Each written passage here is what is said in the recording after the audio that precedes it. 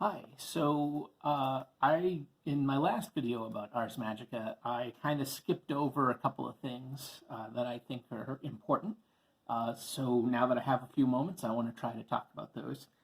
Um, the first major thing that I missed talking about the last time, I don't even think I talked about it at all, is covenants. Um, so when you're designing a game of Ars Magica, when you and your group of players are getting together to figure out what sort of characters you want to play, you start to form an idea of what your group is going to be like. So you might have an idea for what your magi is going to be. Somebody else might have an idea for what their magi is going to be. But you together have to come up with an idea about what your whole collection is going to be. And that's your covenant. The covenant can be a physical location, or usually is a physical location, but it's also a bond, an agreement between magi. The magi tend to be jealous characters, jealous of their power and their knowledge. So they have to make agreements and they have to stick to those agreements. And that's where the covenant comes in. Again, a lot of times that's a physical location. So you might create a covenant that's starts out as like a little fortress out in the middle of the woods, maybe somewhere near a village. Maybe it has special things like a source of Whis, the magic that you need, the physical manifestation of magic that you need in some of the more serious spells. That's very valuable. So if you have a source of Whis, it would be like having a claim to some gold in the Wild West. So in the game, there's a whole system for designing your covenant. And if you're just getting a group of friends together to play this game and you don't necessarily have an idea of what you want to do, you design that covenant together, just like a character. And it is said, it's that cliche you hear, especially movies about like New York or Paris, that you hear about in movies where the city is a character. Well, the covenant is a character in that sense in Ars Magica. It is an integral element of all of your character's daily life. And it has essentially virtues and flaws just like your character does. It has resources and it has all these things. And as a group, you work on deciding what your covenant will have. And it's give and take. So, you want that powerful source of Whis, that's great, but you've got to trade off, and maybe you have an enemy. And that enemy is going to rear up and cause trouble for you in the future. You want to have an excellent library, so magi from across Europe want to come and visit your place, and they bring you new books so that your library continually grows in its renown. That's great, but maybe you have some a local problem. Maybe the villagers don't like you, or maybe there's no Whis. Maybe you have this library, but you're in some kind of like you owe Whis to another covenant, and you have to go out and find it, and then go and pay them off. I mean, there's a lot of options for making your covenant special to your group, and some of the obvious things are where it's going to be. So you have to find out. I think back to the game that I played a long time ago, and it was set in Wales. And if my memory is correct, I came into this game about 6 months after it had started, and I don't believe that the game master wanted to set a game in Wales. I think he had originally been kind of aiming for Eastern Europe. I think he wanted to do Russia, but he was sort of overruled by some of the other players that really wanted something a little more in their wheelhouse. I think some of them were SCA people who were very much into recreations of the sort of medieval British Isles and France and that sort of thing. So they wanted something a little more, I don't, it might be harsh to say typical, but a little more typical. I'll say that. So that decision was made and was set in Wales instead of somewhere maybe a little more exotic for a typical American fantasy reader. Yeah, I feel like most things that we read are based off of French, maybe German, and British literature, and it rarely goes too far outside of that. I personally have been kicking around a covenant for several years with this dream of one day running it. We'll see if that ever happens. And it's all, the covenant is set on an island in the Bay of Biscay near Basque Country in northern Spain. And, I have some ideas for that, and I'd have to sell a group on that and see if they bought what I was selling. So within the covenant, once you have that idea of maybe where it's going to be, typically you play a covenant as what's called a springtime covenant. And this is the Order of Hermes has directed your group of player characters to go and found a covenant somewhere to express power in some way. And they have young magi who need to start becoming productive members of the secret society within Europe. So they go and found a covenant somewhere. And this is where you can make enemies and you can find resources, different things like that, and allies, and figure out what your relationship with the church is, all of that sort of business. And that's a springtime covenant. You start fresh in the spring. But they also have summer covenant. This is a covenant that's more established. It's been going for some time. It has allies. It has enemies. But it's maybe a little more stable. The style of adventures will be different. So in a springtime covenant, you might be frequently playing. Instead of a scenario being or running an adventure that's every 6 months or a year or 2 years or 10 years, you might be playing a lot of scenarios that are very quick on each other's heels, because it's literally carving your place out of the local environment. So you have to drive off the griffin that lives in the old tower. You have to push out the bandits who live down the way. You have to figure out how to get in the good graces of the more dominant covenant that's 2 villages over.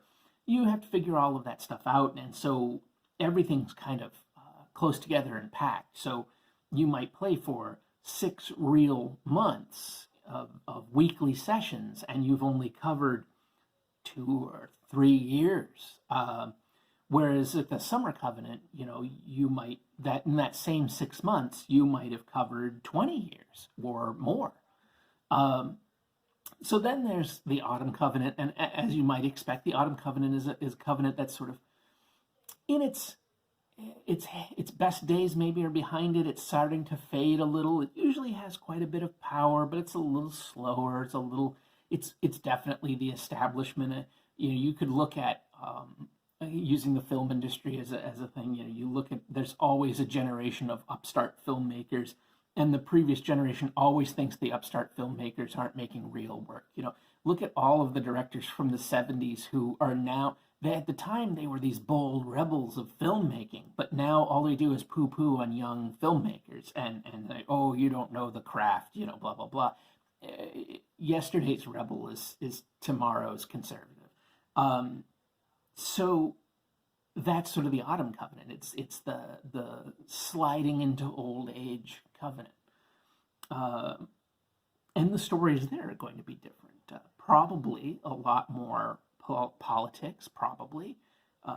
You'd be a lot more involved in the overall Order of Hermes and what's going on in Europe. Maybe you get involved with temporal problems, with the king of the land and all that sort of thing, in a real existential crisis for the order situations, as opposed to just personal. Uh, and then you have the Winter Covenant, and I think the Winter Covenant is sort of it's one of the more interesting and weird elements of this. With the Winter Covenant, it's a covenant that maybe the Order thinks it's dead. Maybe the Order thinks that the Magi went into their final twilight and disappeared into the magic ether, or maybe they think it was destroyed in some kind of conflict, or a dragon destroyed it, or who knows. Whatever reason, it's the olden days. Communication is not very good. If it's 100 miles away, it might as well be 10,000. It's a different time, and it's a little easier for things to disappear, even in the Order of Hermes. So, Winter Covenant.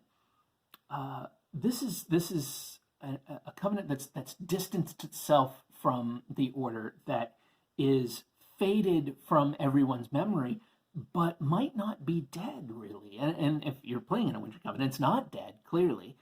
And the Magi there are extremely powerful and weird. They have been working magic. They might be second, third generation of Magi who have been living in this area. And it's, just to be crass for a moment, it's almost like magic inbreeding. How strange they might have become in 2 or 3 generations of being separated from the rest of the Order. Magi being allowed to pursue their strange theories to their final conclusions, and who knows what sort of strange things might be going on. I briefly played in a game. It didn't last, sadly, because it seemed to be the normal story. We would get a game going, and then the guy running it would have to move for work, because I lived in a terrible, depressing place. And that game ended fairly quickly, but it was about a bunch of young Magi, the player characters, going to a Winter Covenant. And the Magi that they discovered there were so strange. And I remember one of them particularly stood out. He existed physically. All that we could see of him was like a mummified eye and some hands floating in like a cloud of smoke. He had done something at some point. Some spell had gone so wrong that he barely even existed physically anymore. And if I remember right, he didn't exist on the normal plane of reality. So in talking about covenants, and that's, I think, a segue, there's a thing, a regio, or regio. I'm trying to remember my Latin, but it's been 20 plus years. But a regio is like, they do different levels of reality. It's like pocket dimensions, essentially. And so that's something else that when you're building a covenant, you might get into, is building a covenant on multiple regios. So there's the covenant that normal everyday people see. Maybe it's a simple mud wall around a small set of rough buildings, and that's what John Q. Farmer walking by is going to see. Strange people live there. His cows don't like being around it, so he doesn't like to investigate too deeply. But sometimes he's going to walk by when a sheep goes stray, and he sees a mud brick walls and some little buildings and whatever. Okay, that's innocuous enough. But somebody with the right kind of eyes and the right ability to see and transcend between regios, a magi, somebody with the gift of magic, they then can step through to another regio, another level. And that sort of pocket dimension, it may not be very big. It may only be the size of those walls, say. But within that, there's a different structure. There's the structure within the structure. So perhaps here that building is more lavish.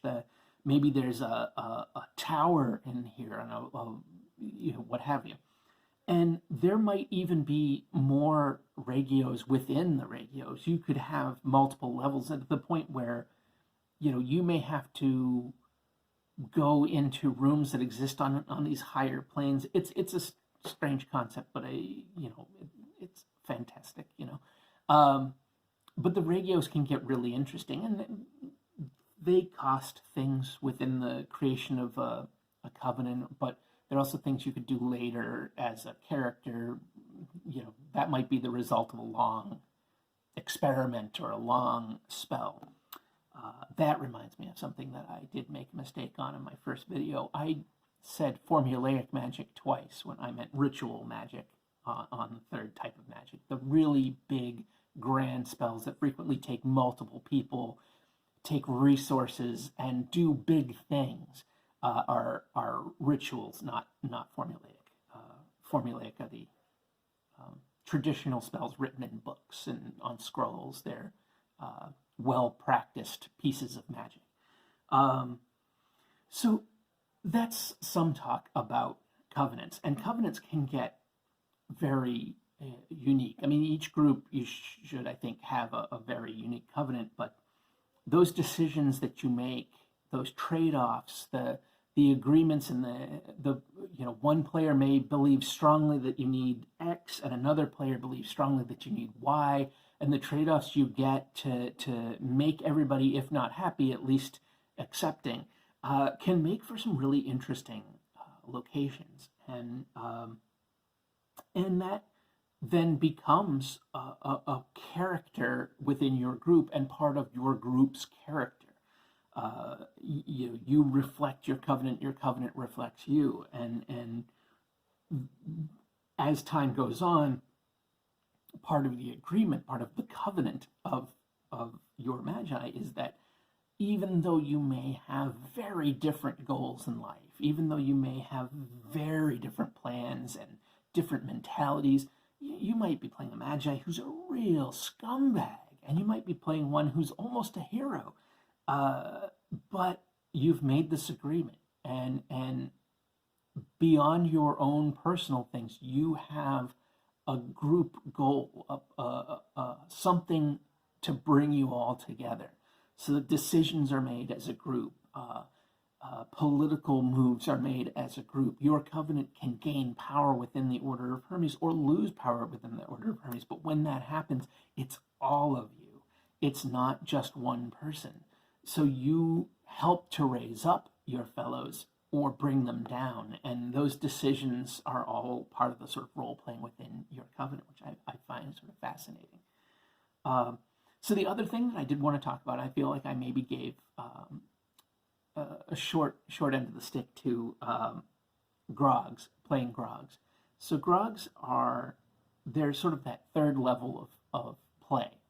You have your magi who are your core. That's the core concept of the game, is playing the magi. So that is really the essence of your gaming life within Ars Magica. And then you have the companion, again, not a companion for your magi, a companion for the covenant. And your companion can be a really interesting character, and they may be the character you primarily play in a more traditional sense. Like, that might be the character that in most sessions you're actually playing. A knight. I always think of the knight or the merchant, but there's all sorts of things. I mean, you could anybody in the Middle Ages, somebody probably with a little bit of power, a little bit of money, somebody who can go and do things and affect the world, because that's your temporal power in Ars Magica, is usually in the hands of your companions. They're the people who are out facing the world most of the time. And it's not at all uncommon for, say you have 8 players playing on a given evening. 6 of those players, or 5 of those players maybe, are playing their companions. One of those players probably is playing a magi, and 1 or 2 of those players are playing a whole bunch of Grogs who are all accompanying the companions and magi. And those Grogs, you might, as a player, you might have 3 or 4 of them sitting in front of you. A lot of times we used to use 3x5 cards, and I'd have like 3 3x5 cards sitting next to me all the time, and those were just Grogs that I had. If I was playing my companion, I still had a few Grogs along with me, and if I needed to hop in and take over one of them and have them do something, I just pop up the 3x5 card and take care of it. And I think that you can, and maybe to a degree you should get the idea that Grogs are lesser characters. They are. You're playing peasants. You're playing red shirts from Star Trek. You're playing the guy who's like, oh, go look over on the hill. Oh, you're dead? Okay, well, I guess we don't want to do that. That's the Grog. The Grog is the guy who goes and looks over on the hill and gets killed. Or takes an arrow instead of the Magi, or falls off a cliff for doing something stupid. I mean, I don't know. But that said, you can also have a blast playing Grogs. I always think of this. I use this as an example a lot. I'm sure my brother's going to be happy that I'm mentioning it. But my brother played a Grog, and he played this sort of loudmouth braggart of a Grog, but he was a very good archer. And I mean, this is a character. This is just a little peon character, but he had a good skill with archery, and he used to shoot a bow really good, and my brother would roll really well for him all the time.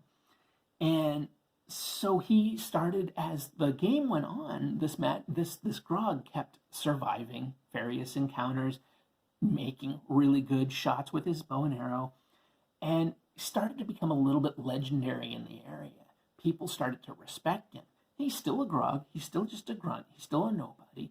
I mean, theoretically, maybe if time went on, my brother might have upgraded that character to a companion had he wanted to. Maybe, I don't know. But he was never that. He was always just a Grog. But there's this one session, and there's a Magi, or maybe a couple of Magi, and some companions, and a bunch of other Grogs.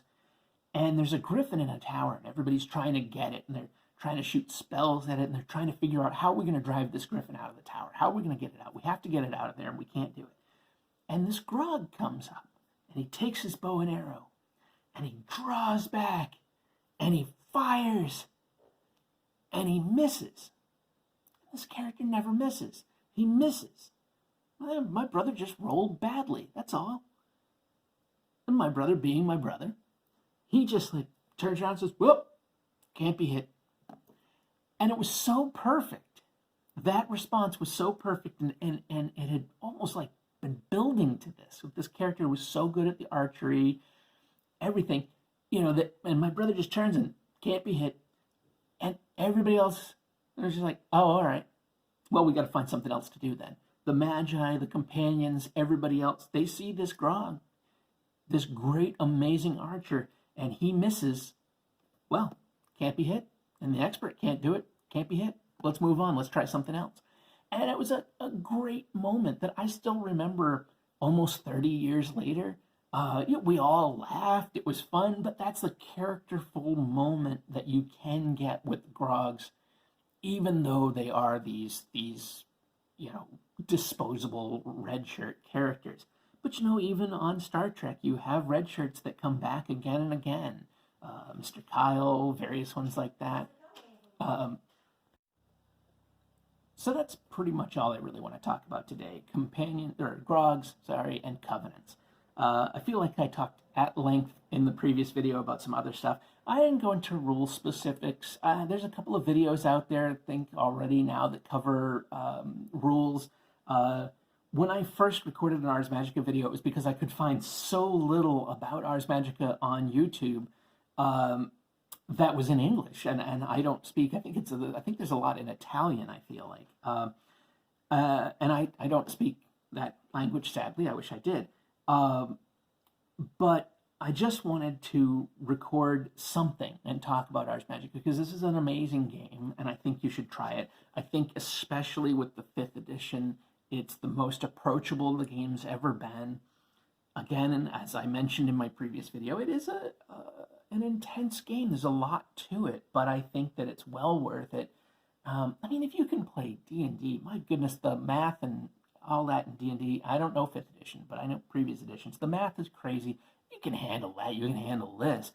I think that this involves a little bit more personal responsibility on the part of the players. I feel like the players have to come in bringing their A game. They can't just be showing up because it's game night. They have to be showing up because they want to see what happens next and to propel what happens next. So I think that Ars Magica is a great game for players who are going to take it seriously, who aren't just showing up because it's Friday night. I think it's just a magnificent game, and I cannot recommend it strongly enough. So I guess that's probably where I'm going to wrap it up today. Let me look at my script and see if I covered everything I was going to talk about. Boom, boom, boom. Yeah, I think I basically did. So, good. Look at me. I had a script. So thank you for checking out this video. I hope you check out my previous one on Ars Magica, where I ranted for a similarly long amount of time about one of my favorite games that I have sadly played far too little, but hope to play again someday, maybe soon, I don't know. I hope that you try it out, and come back and check out some of my other videos. I will be recording more, but my day job takes up a lot of my time. So recording videos is not something I can do with the regularity I would like to be able to. So hopefully I'll have something up faster than this video from the last one. I think it's been 4 months. My apologies on that. So I hope you enjoyed it. Do the usual YouTube stuff. Check out other people on YouTube. I really like Seth Skorkowski. Even though I don't like Dungeons and Dragons, I love Matt Colville's videos. He's very entertaining. And he has a lot of really good ideas that transcend Dungeons and Dragons, which is always helpful. So, check out some other people out there. I'm sure they don't need me to tell you that. You probably have already seen them. But anyhow, thanks a lot. Check out my books, if you would. I've written a few, not really books, that's glorifying it, some short stories that are available on Amazon. That would be really helpful. So thanks very much. Some people seem to like them, so hopefully you will. And that's it. Have a good night.